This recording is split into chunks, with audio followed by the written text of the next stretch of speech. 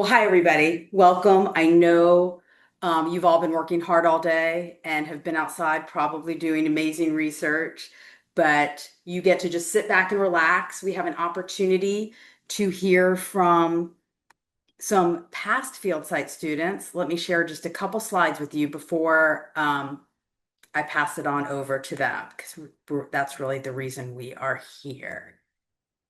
So I don't have to tell you all about the field sites because you're at the field sites. But is what I do want to tell you is that after you have participated in one of the domestic field sites, so the Highlands or the Outer Banks or Morehead City, there's an opportunity to come back to the field site in the summer with a stipend that covers all of your expenses and either continue research you worked on in the fall or start a new research project. Maybe that's between you and your mentor and you apply. So it's merit based, it's competitive.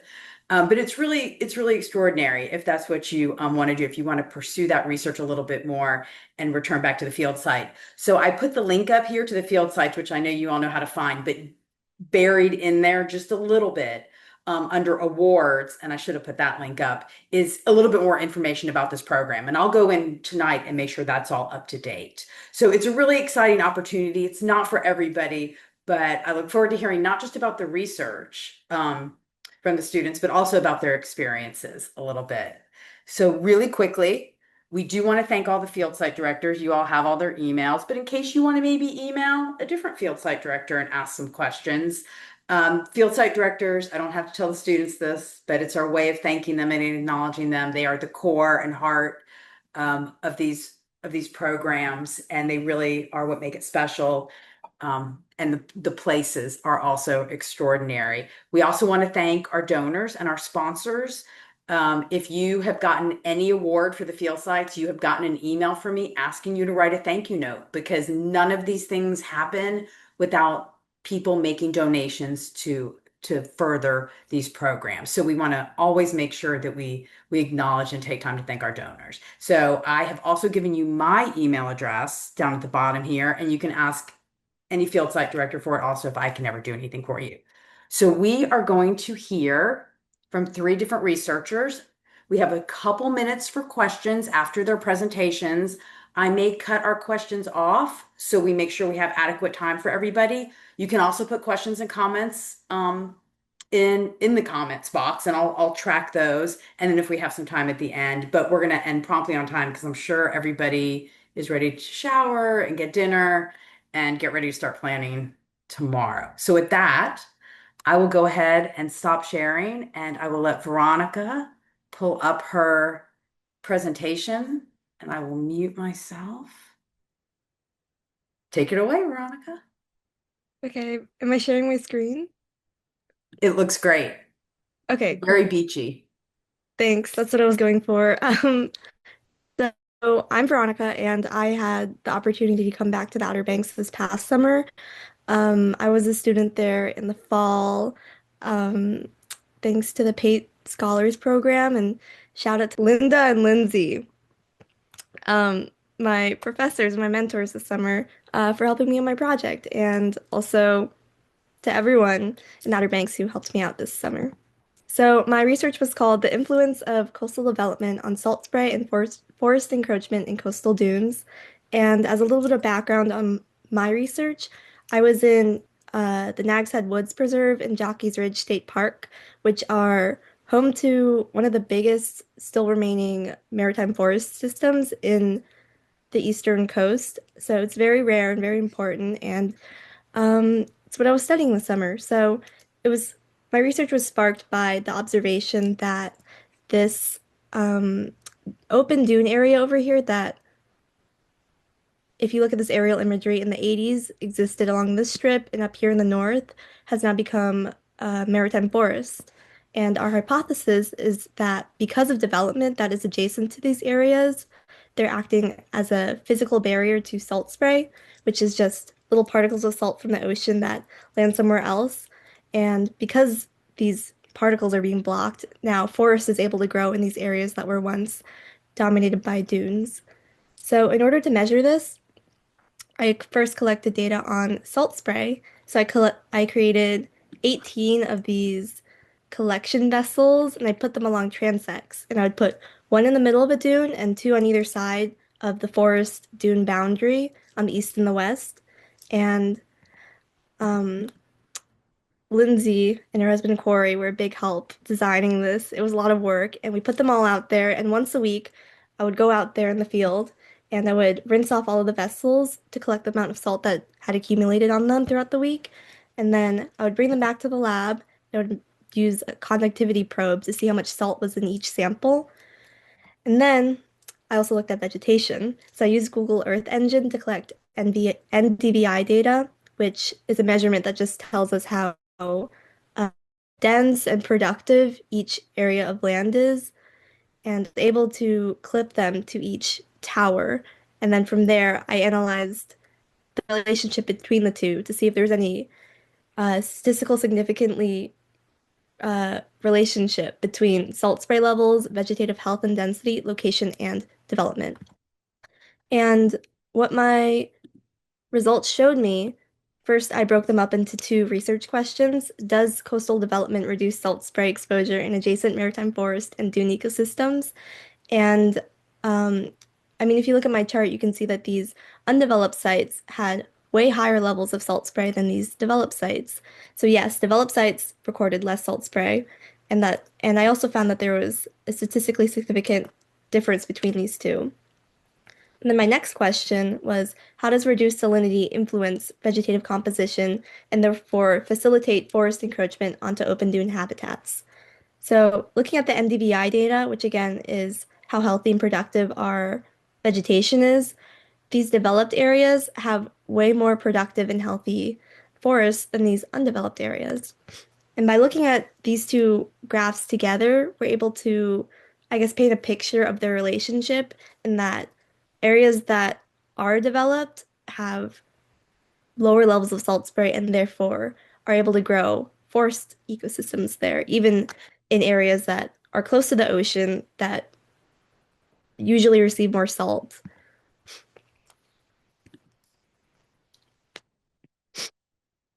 So yeah, again, my results demonstrate that development correlates with lower levels of salt spray and therefore allow vegetation to grow denser, even in harsh oceanside environments. And this suggests that human structures are acting like an artificial dune and shields plants from stress that would normally limit them um, to their natural areas. And this is kind of a reverse relationship or reverse pattern of what we would typically think of in the world where forests are disappearing and deforestation is occurring. And I guess this is just an example of human activity promoting the growth of an ecosystem. And this data aligns with what a lot of residents have been noticing for a while. Um, when I would talk about my project with locals, they would always be very curious about it because those who grew up in the area had lived experiences of the dunes in their backyards becoming forests. So I thought it was really interesting to see that this was, I guess, a way to qualify something that people had been noticing for a long time, but maybe hadn't been able to directly prove. Okay. And then I was also asked to list the worst and the best parts of research. And for me personally, my project, I would say the worst part is that sometimes it can get gross if you're out in the field. It's long hours. Again, I would go out once a week, but when I would do it, it would be like 5 hours, and I would hike these dunes in the sun, and it was really sweaty and gross. This is a picture of me and another intern at the Coastal Studies Institute after we had taken out all the poles, and you can see how happy I look because I was done. But also, research is very fulfilling. Um, I guess for the same reason why it was hard is the reason why it was so rewarding to me because at the end of all of it, I was able to kind of wrap everything up and see what all my hard work had turned into. Um, and also, research brings community because, again, I was very involved in that, not very involved, but I was involved in the Outer Banks. I'm not going to toot my own horn, but I was able to interact with park rangers and people who had lived in the area and scientists, and that was just really amazing. And um, a part of my research was also conducting surveys. I, on some of my towers, had a QR code where people could scan it and take a short quiz. And I had some responses where people would just be like, "Your cup looks like it's ready to fall off," which was helpful. Or there'd be like salty buns. Some people thought they could leave a funny comment, but also I had a lot of comments that were very positive and very nice. And um, I think it just reinforced the idea that people are very interested in research that is going on um, in their neighborhoods. Then moving on to things that I would change, I would say I would have had more urgency in the beginning of my project because I guess it didn't settle in that I was there because I was like, oh, I'm at the beach, I can just have fun and relax. But it was a 10-week internship, so I did not have as much time as I thought initially, especially as I was getting towards the end. I was like, oh, like there's more that I want to do, but I don't have time. So I definitely would have been more proactive in starting and getting all my stuff out there. And I would also would have tried harder to collaborate and share my ideas with others because when I was presenting my research at the end of the summer, I had people come up to me and they would share their ideas. And I was like, wow, this is really cool and interesting. And I wish I would have looked into that.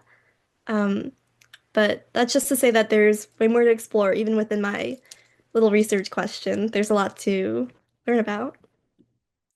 Okay. And then what I wouldn't change. So more than just my research, I had a lot of fun this summer because I lived in the guest house and there are a lot of people who come from different backgrounds there, and it was just a lot of fun to interact with like people who worked at the water sports company or the aquarium or as a lifeguard. And I think it was very valuable for me, not only academically, but socially to be exposed to all these different experiences and just get myself involved with this small island. It was a lot of fun.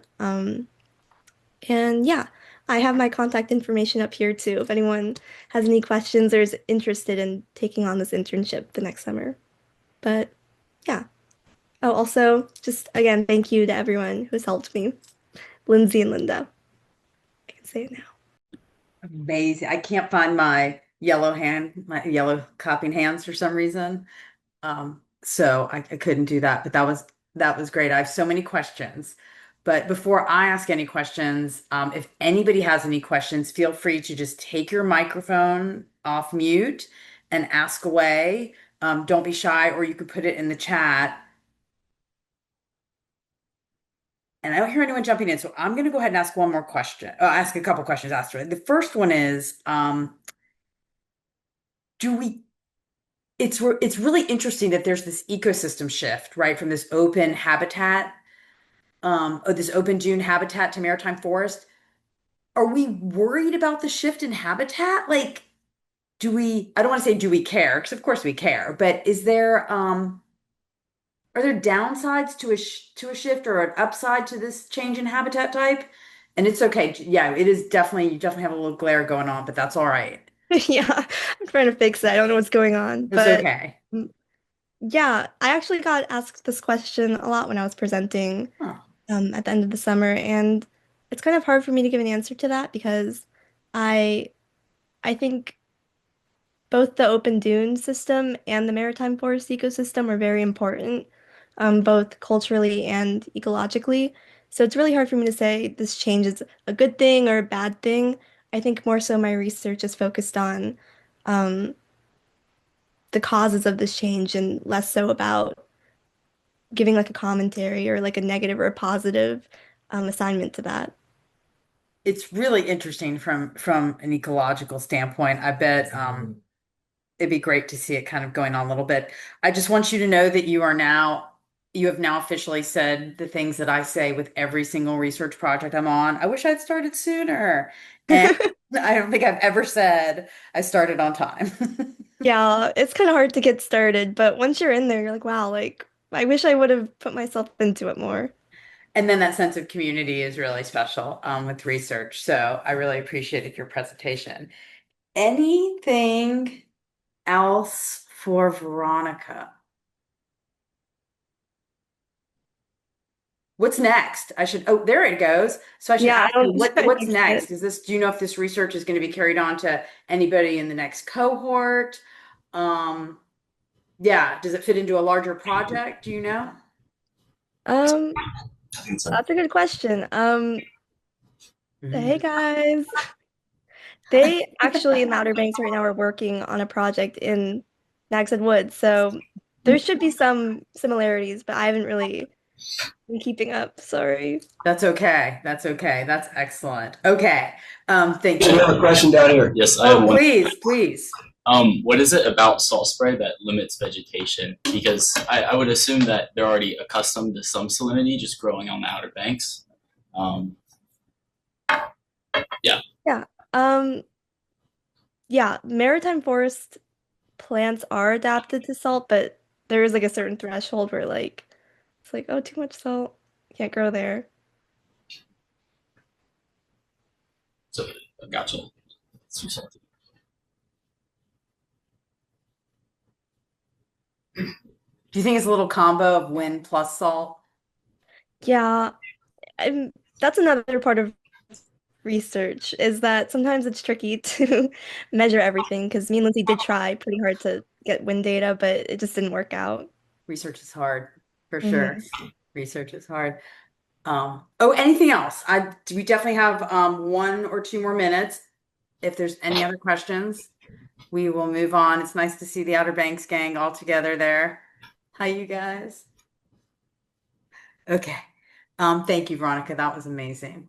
So we are going to shift gears now and move to Annika, who was at the Highlands and is going to tell us about microplastics. And I remember seeing some of your research, Annika, when I was there last fall, and it was amazing. So I'm very excited to hear what else you've done. Great. Let me share my screen. Is that working for everyone? Okay, great. So hi, I'm Annika Willis, and I'm so excited to be sharing with all of you guys this evening about my microplastics research in Highlands this past summer. So just to kind of like lay a foundation, I'm going to answer what microplastics are and why we should care. So we're all aware that plastics are abundant in our society and in our ecosystems, and microplastics are formed when these plastics break down, and they form these really tiny particles that travel really easily in our environment. So they can travel via the atmosphere, the water, the soil, and even biological organisms. So, because of this ease of travel, they're pretty ubiquitous in our environment, and even areas that you wouldn't anticipate having microplastic pollution, like Antarctica, we are finding microplastics there. Because of this ubiquity, microplastics are likely present in all humans and do have known health concerns. So they're definitely worthwhile to research. It is, however, understudied in terrestrial ecosystems, especially looking at microplastic presence in wild organisms. A lot of microplastic research focuses on marine ecosystems, because we see plastic pollution in the ocean, and that's intriguing to research, and it's certainly important.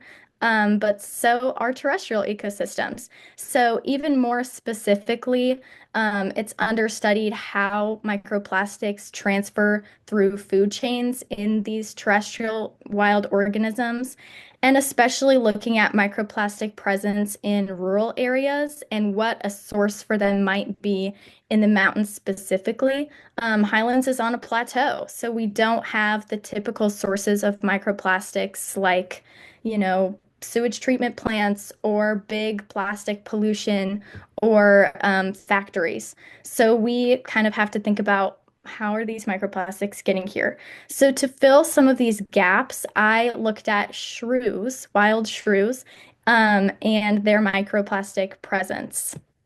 So I had three major research questions. The first, are microplastics concentrated differently across shrew organ types? So I analyzed six major shrew organs, which I'll get into a little bit more later. Yeah, and then the second question, are microplastic concentrations different in earthworm and shrew tissues? So this is kind of pointing out that trophic transfer. Are these microplastics bioaccumulating? And earthworms are a primary food source for shrews, which is why we looked at them for this study. And then my third question is kind of looking at that source. You know, we looked to the atmosphere as a major source and compared consistencies between color and types of microplastics, which again, I'll talk about more later on. Um, Thinking about how those atmospheric samples compare to earthworms and shrews. So these are kind of the basic methods that I use to approach these questions. The first was to dissect these shrews. So here I am dissecting one of our 19 shrew specimens. I harvested the brains, heart, lungs, liver, kidneys, and gut. And the gut included the intestinal tract and the stomach of these shrews. And then that was actually like one of the highlights. I don't want to sound like a psycho, but I really did enjoy dissecting these shrews. I just think it was a really interesting experience and definitely one of my highlights. And then collecting earthworms was kind of one of the harder parts of this project. Our first approach was to take food grade mustard powder solution and pour it on a plot of land, hoping that the solution would kind of agitate the skin on the earthworms and have them come to the surface where they could be collected. And in total, we collected one earthworm using this method. So we turned to worm expert Dr. Bruce Snyder. And he was actually able to come to the station and he brought this electric shocking device that you can see here. And it essentially sends shockwaves through the ground, and that definitely agitates the earthworms. They come to the surface, and we were able to collect over 60 earthworms using this method. So once we had our organs and the worms, we digested them in hydrogen peroxide. So you can see they're all individually digesting. And this hydrogen peroxide is about 10 times stronger than what you might have on your medicine cabinet. And even then, it took about a month for these samples to fully dissolve. So once it was all liquid, we filtered our samples through really fine glass fiber filters. And all the liquid goes through, all the solids, including the microplastics, remain on the top. And we were able to analyze them under the microscope, or as we called scope, these samples. So this was one of the more tedious parts of the project. And this is a picture of my IE cohort actually doing the scoping for the atmospheric microplastics. So when we're scoping, we note the color and type of microplastics. And then this final part of my methods was the data analysis and Raman spectroscopy. So we collaborated with the Gray Lab at Virginia Tech, who have this fancy Raman spectroscopy machine that essentially for 10% of our samples, we sent them to the Gray Lab, which I was actually able to visit this summer and really see how this process works, which was an awesome experience. But as I was saying, this white machine shoots a laser through the microplastic and not only confirms, yes, this is plastic, but it also tells us what type of plastic we were looking at. So this is a really important verification for this type of work. So this is what I found. To answer that first question about differences in shrew organs, you can see here there was a lot of variation. And when we first got these results back, we were kind of scared that we had done something wrong. We anticipated, you know, these shrews are eating earthworms amongst other things, so the gut should be the highest concentration. And as you can see here, the gut was the lowest mean value. So we turned to literature, and after doing a literature review, we kind of came to the conclusion that the reason the heart especially is so high is likely because of the cellular turnover rate. So as hearts regenerate, they do it at a slower rate than guts. So we're thinking that guts are able to flush out microplastics more easily than hearts. And then now moving on to my second research question, you can see here, yes, microplastics are concentrated differently in shrews and earthworms, and it's much higher in shrews, which can suggest bioaccumulation, which is really exciting results. And then my last question, comparing atmospheric deposition, earthworms, and shrews. You can see here when we compared the color, there are a lot of consistencies between these three sources. So blue, black, reds. Um, that was encouraging for us to see such a consistent color dispersal. And then looking at the type, we mainly found two different types of microplastics. Fiber, which is all the pictures I've shown, those long microplastics, and then fragments, which are just like small pieces, maybe like broken off pieces.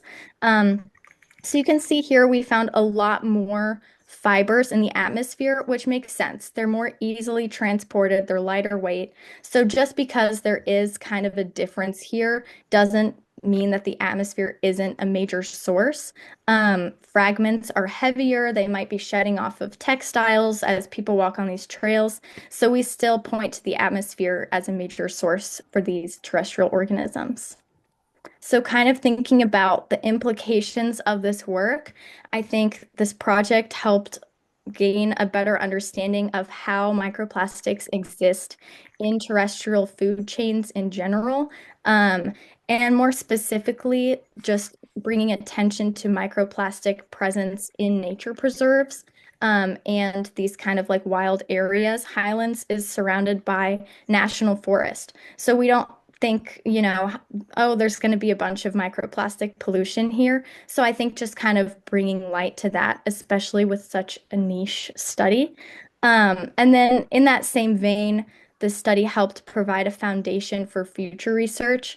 We're the first to look at Appalachian microplastics in insectivores, So I'm really excited to see how this project can help future microplastic projects. And also just personal growth. I think this project, there were a lot of bumps along the way, and we were able this summer to write a really strong manuscript that we hope to get published, hopefully by the end of the semester.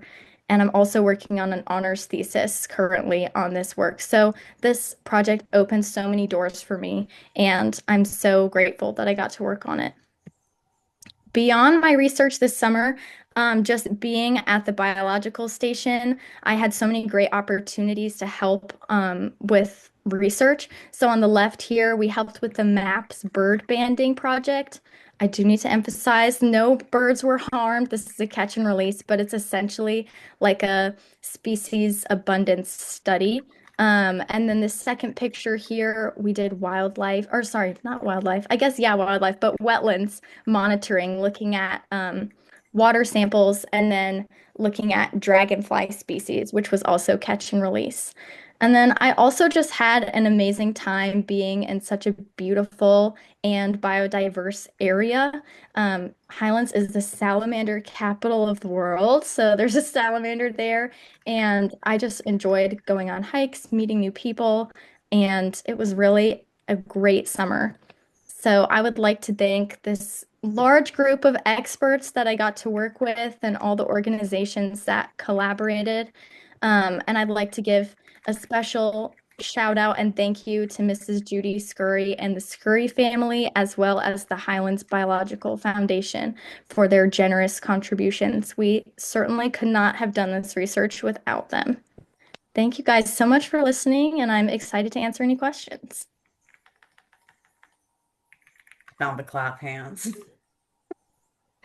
That was so great. Thank you so much. I remember walking in on the lab last fall, and you were like deep in animal organs, and it was extraordinary and amazing. So I always have questions, but I'll open it up to the floor first in case there's a couple of questions out there. But while somebody is perhaps unmuting them, um, do you, so I remind me what you said and then maybe expand a little bit about the source of both the fibers and the fragments, what you think the primary sources are?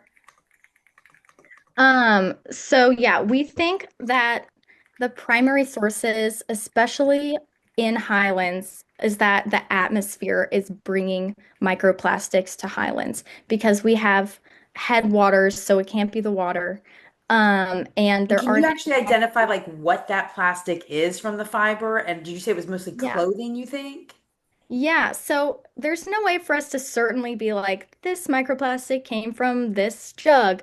But it does, we do hypothesize that textiles are a big source of microplastics in general, not just in Highlands, but any, nylon, any, artificial clothing, every time you go like that, you're shedding microplastics. So it's pretty crazy. And that also lines up with the color distribution. The fashion literature shows that blue is a really common color in clothing. So it makes sense that, if there are a lot of blue clothes being produced, that we would see a lot of blue microplastics. It's somewhat alarming because of how remote Highlands is. It's really, I mean, if they're finding them in Antarctica, I guess Highlands Right. is dips too. I see several folks off mute, which is awesome because I hope that means you're queuing up. And if not, that's also fine, but I may mute you. Okay. I had a question. Yeah. So you said you could tell the what type of plastic it was under the microscope? Is that right? So we can't, okay, I should have been more clear. There's four major categories, I should say, of microplastics, and that way we can just kind of like see consistencies, but we can't say like this is polyethylene, this Oh, is yada yada. So we say this is a fiber, this is a fragment, which is based on the shape of the microplastic and the shear. Um, so the Raman spectroscopy, which is at the Virginia Tech Lab, that is how we're able for about 10% of our samples to say this is the specific chemical makeup of this plastic, if that makes sense. that makes sense. And then I guess I had a question. How did you avoid microplastic contamination in the lab? Because I know that's also really tricky from like you need to prevent airflow and you need to wear cotton. Did you have to think about that a lot with your methods? Yeah, that was definitely a big part of this. So we did wear cotton lab coats and cotton clothing. We also had an air purifier running at all times that showed PM 2.5. So if we ran that in the lab and it shows how many particles there are, and if it was below a certain level, then we would proceed with lab work. We also just tried to work quickly and we ran control samples. So we filtered just pure hydrogen peroxide and we averaged all of the microplastics we found on those blanks and subtracted that from the raw numbers of any microplastics we found in the organism samples. But that was definitely a challenge of the study. And even, there's contamination with microplastics is almost inevitable because it's just so in the air, it's so everywhere. So what does 1 month old shrew stew smell like? Oh, that's a bad question. Maybe that was my low of the summer. It's really a bad smell. I imagine. Yeah. Awesome. It's quite a sight to see when you walk in unprepared in the lab. Even though they're so tiny, it's still pretty. Yeah. I have a question too. I was wondering if the microplastic concentrations in the lungs was that high just from microplastics in the air. It could be. Yeah, it really could be. I mean, obviously, part of the difficulty with this project is we don't know where the plastics came from, but that was my initial thought is like probably something to do with inhalation and then also the cellular regeneration rate. Okay. Yeah. Anything else? Well, then I'll ask the final question. I mean, how bad is it for these organisms to have all this microplastic in them, right? Like, Yeah. do we I know? mean, more of the health studies have been done on humans. There's not a lot of studies looking at like shrew microplastic harm, but it's certainly not good. And in the human studies, it's found, just off the top of my head, an example is that in people that have had heart attacks, they'll go and look at the plaque that was blocking the arteries and they find microplastics in the plaque. So, like, they're being incorporated into organisms in ways that are so crazy to me. So, it's definitely a very pressing issue for all organisms. Amazing. Well, good luck on your publication. Thank you. That's amazing. It sounds like y'all are really doing some groundbreaking work. That was great. Thanks. Excellent. Okay, thanks. And I apologize for mispronouncing your name, Annika. Oh, you're Okay. fine. Georgia, please cheer us up just a little bit, though. Tell us all about amazing predatory fish abundance and diversity at living shorelines. Tell us things are going so well. I'll try my best. I'll try my best. Okay. You guys can be the judge of that. Okay. But yeah, let me share my screen. Okay, how does that look? Okay. Yes. Hello, everybody. I'm sorry, I'm just gonna get my screen right. Yeah, my name is Georgia. I was a field site student at Morehead City in the fall of 2024, so last fall, and then I had the amazing opportunity to come back this summer as the summer research assistant. And I worked with PhD candidate Alexis Longmire in Dr. Joel Faudry's lab, and we conducted abundance and diversity surveys of predatory fish around living shorelines in nearby estuaries. So first things first, what is a living shoreline? A living shoreline, for those who are not familiar, is an intertidal structure that's implemented primarily to reduce coastal erosion and restore marsh habitat. And they do this through reducing wave energy, and then also ideally promoting eastern oyster growth. They are becoming increasingly prominent along our coastlines as they are a really popular alternative to traditional shoreline hardening strategies,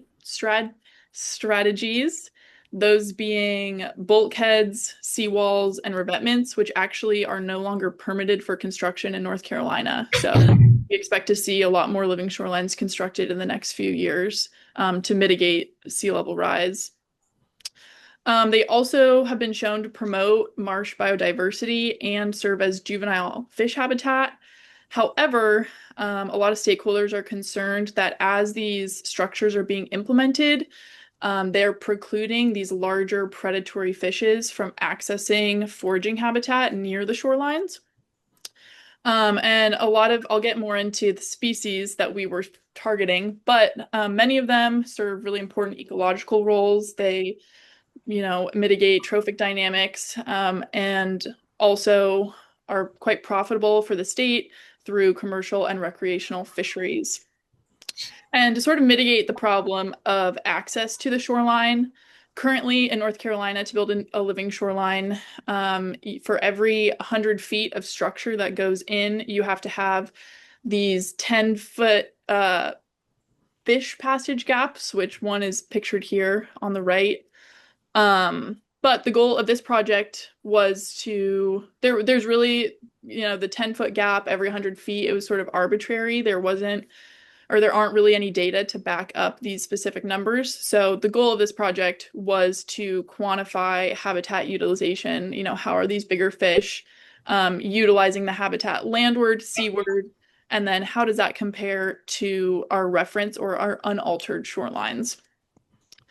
So our two main research questions is fish diversity and abundance different around these really large structures as compared to shorelines that haven't been impacted by these living shorelines? And we hypothesized that we would see a greater diversity and abundance of predatory fishes around the living shorelines, just because a lot of previous research has shown that when you put in new hard structure into a coastal habitat, oftentimes you will see a greater number and diversity of fish as it offers new habitat, especially for those smaller prey items that we think these predatory fishes are targeting. And then we also were wondering if these fish are accessing the landward habitat via the gaps. And are they doing this at the same rate that they would be doing it at the unaltered shorelines? So we hypothesized that yes, these larger fish can use the gaps to access the landward habitat. However, we also hypothesized that landward abundance would probably be lower just because the presence of that structure will bring fish to it no matter what. So we were thinking we might just see a higher abundance seaward, and maybe those larger fish aren't necessarily making it back behind the structure itself. And that hypothesis was informed by some of Alexis's previous dissertation work on natural oyster reefs in the same estuary. So, a little bit about our survey design. This is picture on the left is one of our survey sites. It's the eastern end of Carrot Island on the Rachel Carson Reserve. And this living shoreline structure that you can see right here was installed, I believe, a year and a half ago. So it's a relatively new installation. But when we surveyed, we would place gill nets, which are a passive capture method, at 3 different locations around the shoreline. So we have our landward, which is between the structure and the shoreline itself, and then seaward, which is around the structure but just in deeper water on the other side. And then we have our unaltered or our reference sites, which are shorelines made up of a similar composition and orientation to our living shoreline sites, but unimpacted by the construction of the structures. And the way the gill nets work for people who are unfamiliar, basically you have your lead line, which is flush on the bottom, and your float line stays on top, so it's covering the whole water column. And because we're working in an intertidal area, we were targeting high tides because at lower tides, there's just not enough water landward of the structure to actually make those gill nets effective. But we would essentially anchor the ends of the lead lines, and fish who are big enough will swim into the net and they get caught around their gills. And because we were targeting these bigger fish, we used a bigger mesh size. So smaller fish and other animals can pass through unimpeded. And we were also using the fish we caught in the gill nets for one of Alexis's other projects. And we were really concerned with minimizing the stress and potential bycatch of the gill nets. So we were constantly monitoring them every 20 to 30 minutes. And a lot of the species that we're targeting are crepuscular, meaning they're most active around dawn and dusk.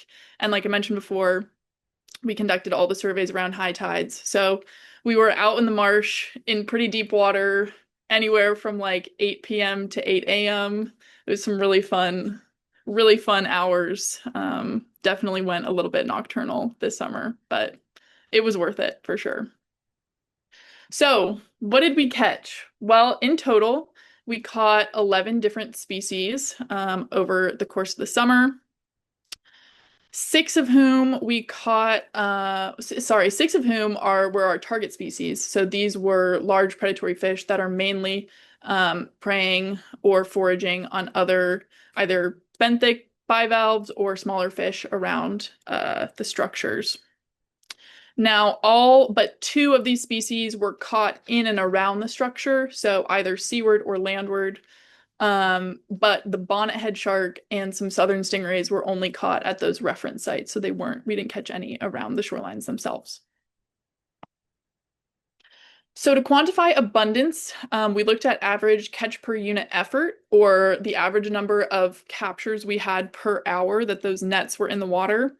And just to orient you a little bit to this figure, the green is the landward surveys, the blue is the seaward surveys, and then the striped is just the reference for that particular site. So for every landward survey, we would put a net at those reference sites and to compare in sort of across the similar time frame and at the same time of night, time of day, what differences we were seeing around the structure versus at those reference sites.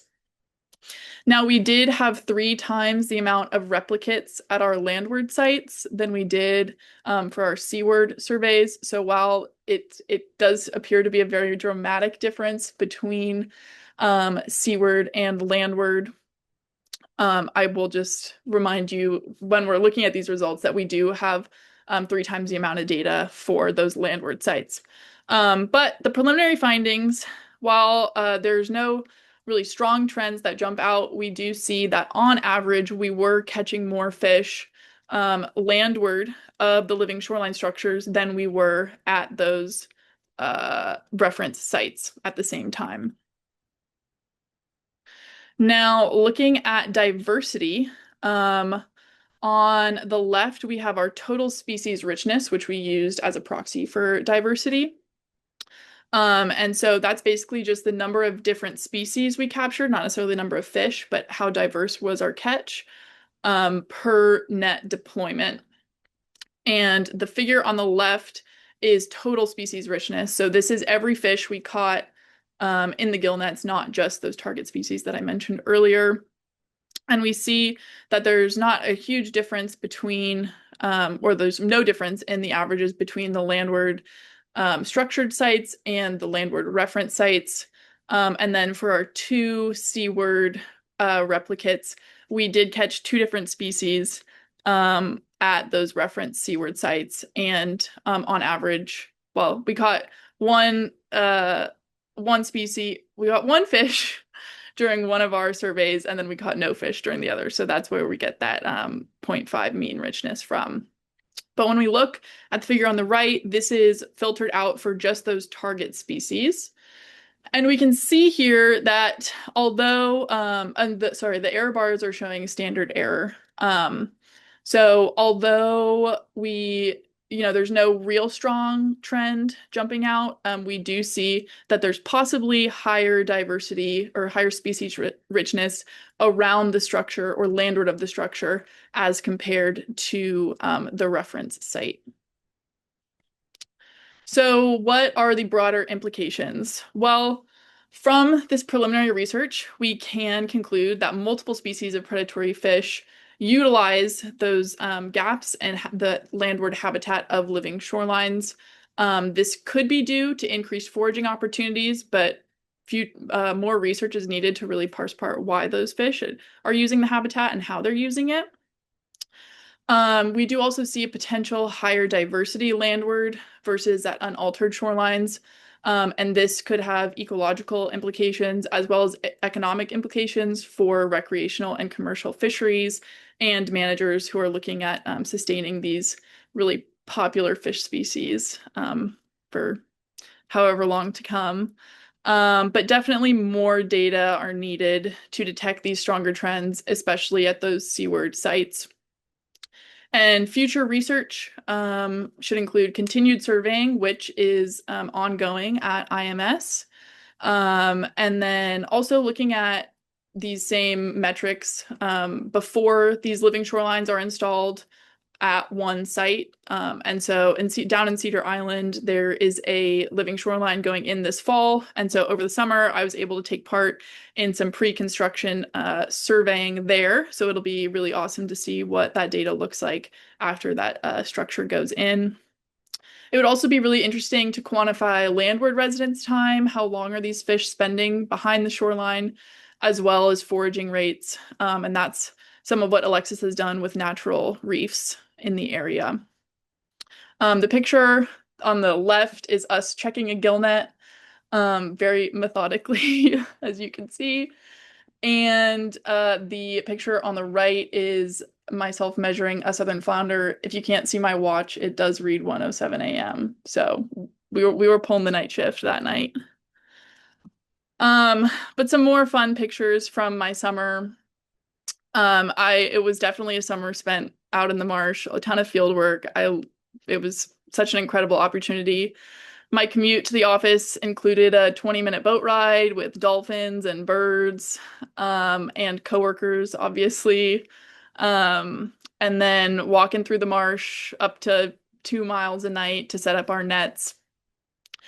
This was the first red drum we caught, which was really exciting. I think this was like 3 days before I left, so everyone was really excited to finally get a drum in the nets. And then just by being at IMS this summer and being a part of the Fodry Lab, I got to participate in a lot of awesome research that I wouldn't have otherwise gotten the opportunity to partake in. So, this is myself and a grad student in his lab, doing some early morning seagrass restoration.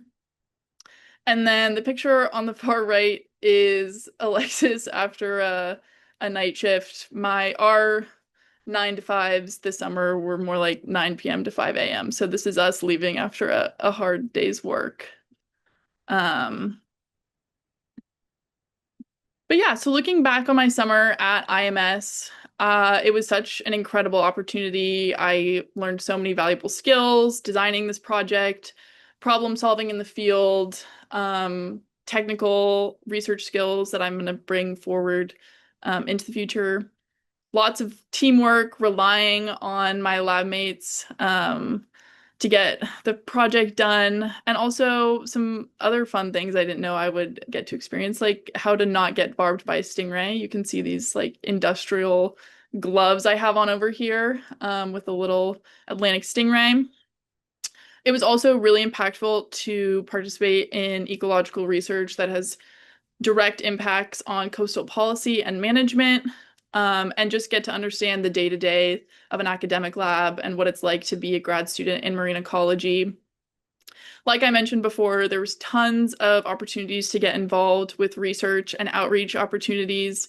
The picture on the bottom is a middle school marine science group that came to tour IMS, and we actually had them all corral this drum. It's hard to see, but I have a big red drum in that net, and they helped us seine it in and move it to a different pond. So it was really fun to connect with the community and talk about the research going on at IMS. And this experience really cemented my desire to pursue graduate school for marine ecology. So I'm super, super grateful to all the people that made this happen, especially to Alexis and to Joel and the whole Fodry Lab, as well as Timothy and Jessica Pate for making this opportunity possible, and Nathan for being an awesome professor and mentor, as well as the UNC Institute of Environment and all the staff and faculty at IMS. So thank you to everyone, and I'm happy to take any questions.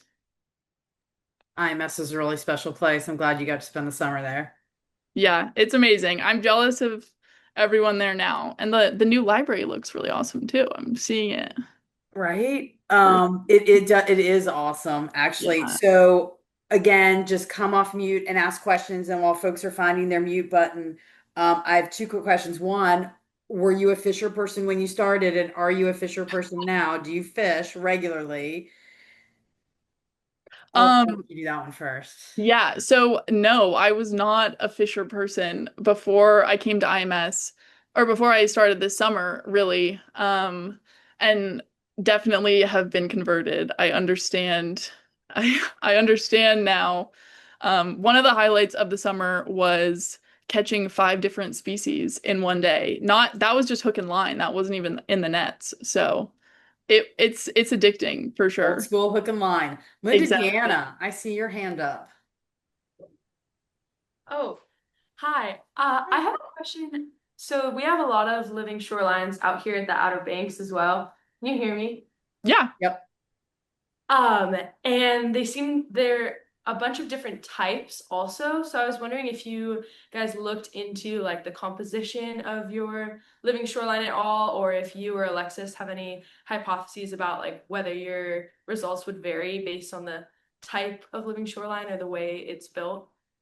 Yeah, no, that's a great question. So we actually did look at it was 3 different types of living shorelines, and they each had varying gap lengths. Well, no, one of them had a varying gap length, and 2 were the standard 10 feet. But we saw relatively similar trends. I mean, in the 8 replicates that we had, we couldn't parse apart exactly, based on the composition or the structure or like the exact gap length if we were seeing those stronger trends one way or the other. But that would definitely be something that, and Alexis and the Faudree lab is continuing to look into because, yeah, there's a ton of, um, small businesses popping up that each have their own sort of composite that they use to build these living structures. And so it's going to be really interesting to see what the differences are based on structure type. And so we did look at that a little bit over the summer, but I didn't parse apart those results as much just for the sake of time. But yeah, no, good question.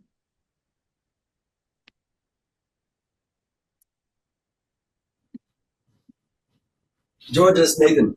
Is the design for the Cedar Island living shoreline, is it set now, or is your information being used to help design it?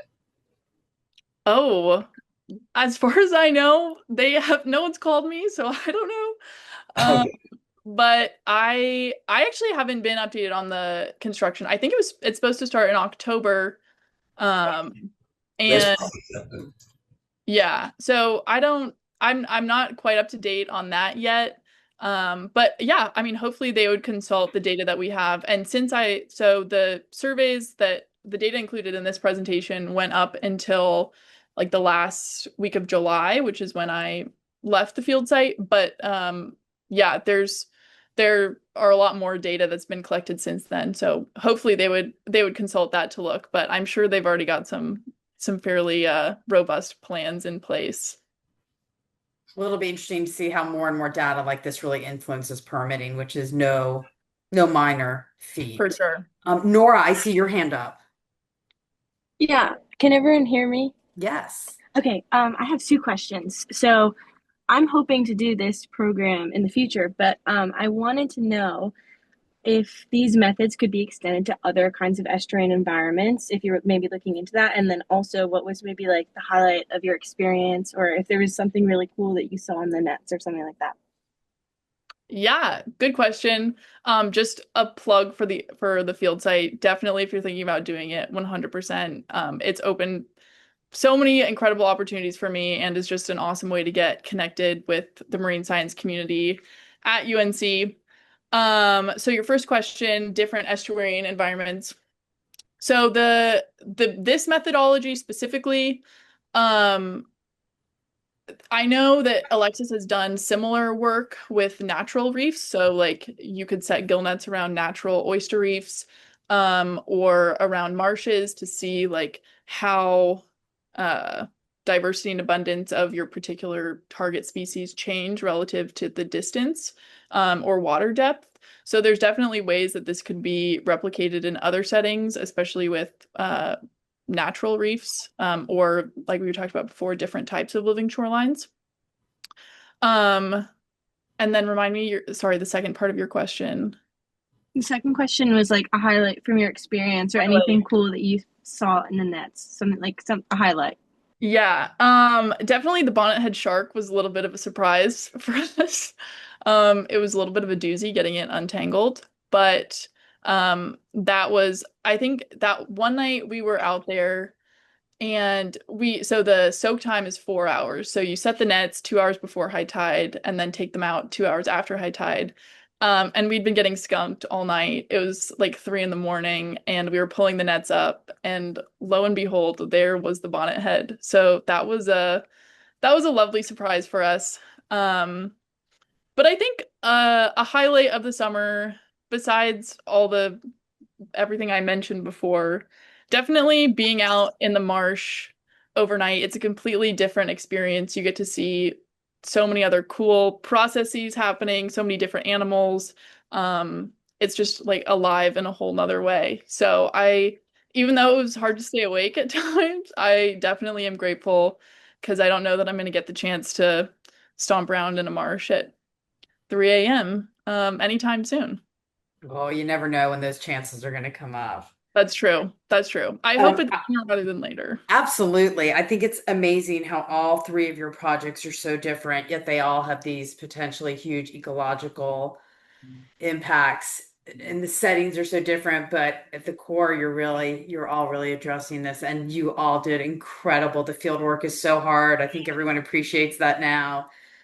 but it's also amazing and really rewarding. So let's all do an electronic applause for Veronica and Annika and Georgia and thank them, or a real applause, either way. And thank them for their time and their effort and for joining us again. I know you've presented on this before and you have lots of things going on this semester. Field site students, have a great semester. We can't wait to come visit you and see your capstone and independent research projects and internships and your presentations. They're going to be amazing. And then we can't wait to get together with everybody once y'all get back. So reach out to anyone with questions, whether it's a field site director or myself or about the presentations you just saw. Don't hesitate to reach out. And I will officially close the meeting. Thanks, everybody. Thanks, Susan. Thank you, Susan. Bye, everybody.